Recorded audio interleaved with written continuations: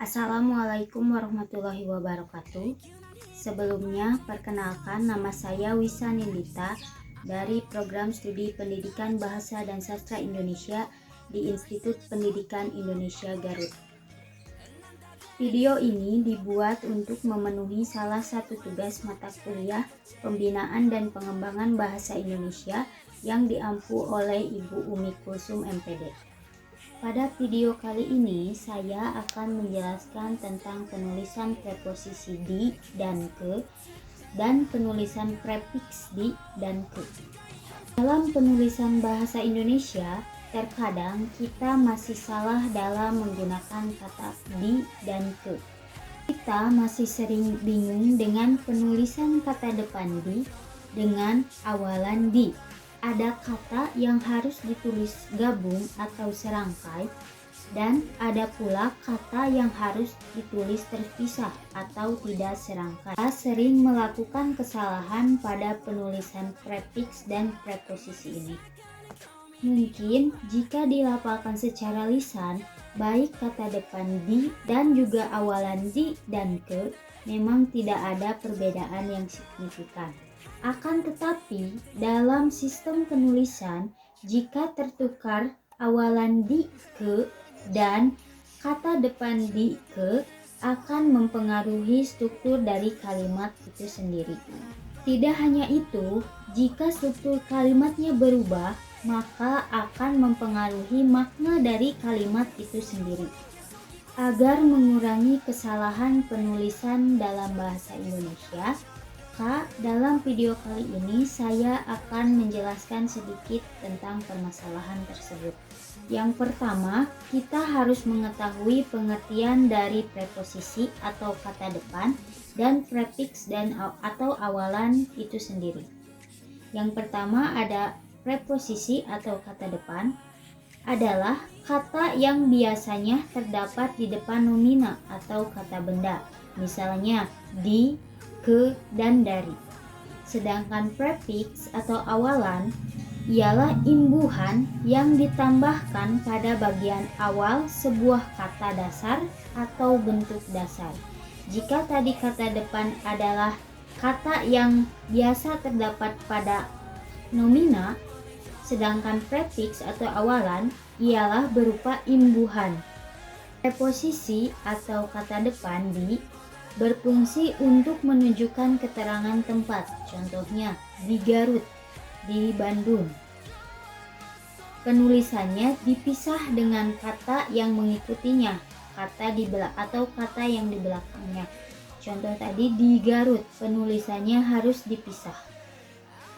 Sedangkan prefiks atau awalan di berfungsi untuk menunjukkan kalimat pasif yang ditandai kata kerja pasif. Lalu ditulis serangkai atau digabung dengan kata yang mengikutinya atau kata yang di belakangnya. Saya akan memaparkan beberapa contoh dari preposisi. Contoh yang pertama adalah kata di sekolah. Penulisan kata di sekolah itu harus dipisah karena sekolah merupakan sebuah tempat, sehingga penulisan kata di harus dipisah atau menggunakan spasi di sekolah. Selanjutnya ada contoh dari prefiks di atau awalan di. Contoh katanya adalah disiram. Penulisannya harus disatukan karena siram merupakan kata kerja. Jika ditambahkan dengan awalan di menjadi disiram, maka kata tersebut menjadi kata kerja pasif. Contoh kata lainnya ada ditulis, dirawat, dimasak, diubah, dibeli, dan sebagainya. Semua kata tersebut merupakan kata kerja, dan apabila diberi awalan di, maka kata kerja tersebut menjadi kata kerja pasif. Lalu, bagaimana cara membedakan antara kata depan di dengan awalan di?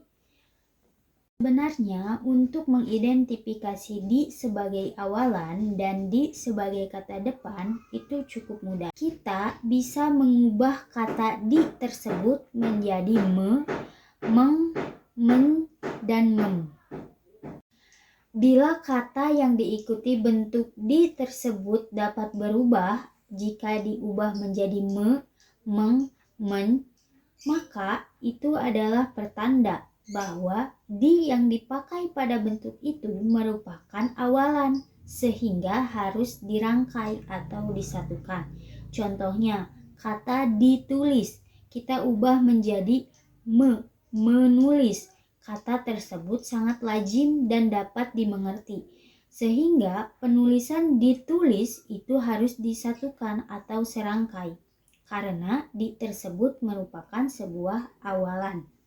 Namun, apabila kata di tidak berterima, artinya setelah diubah, maka bentuk di berarti merupakan kata depan.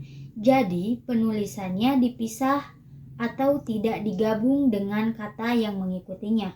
Contohnya, kata di dapur penulisannya harus dipisah karena apabila diganti dengan menjadi mendapur.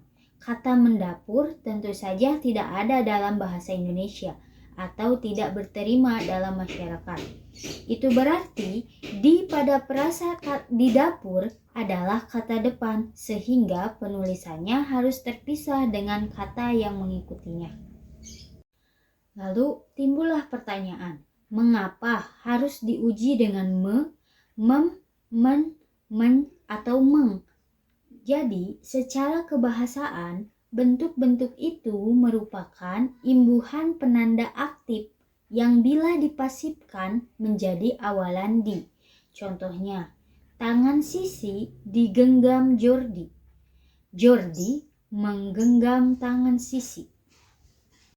Kata digenggam merupakan kata pasif, sedangkan menggenggam merupakan kata aktif.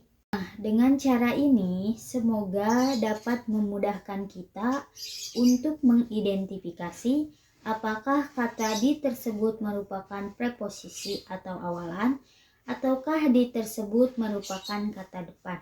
Hingga nantinya kita tidak salah lagi dalam penulisan bahasa Indonesia, khususnya dalam penggunaan kata depan atau preposisi dan prefiks atau awalan.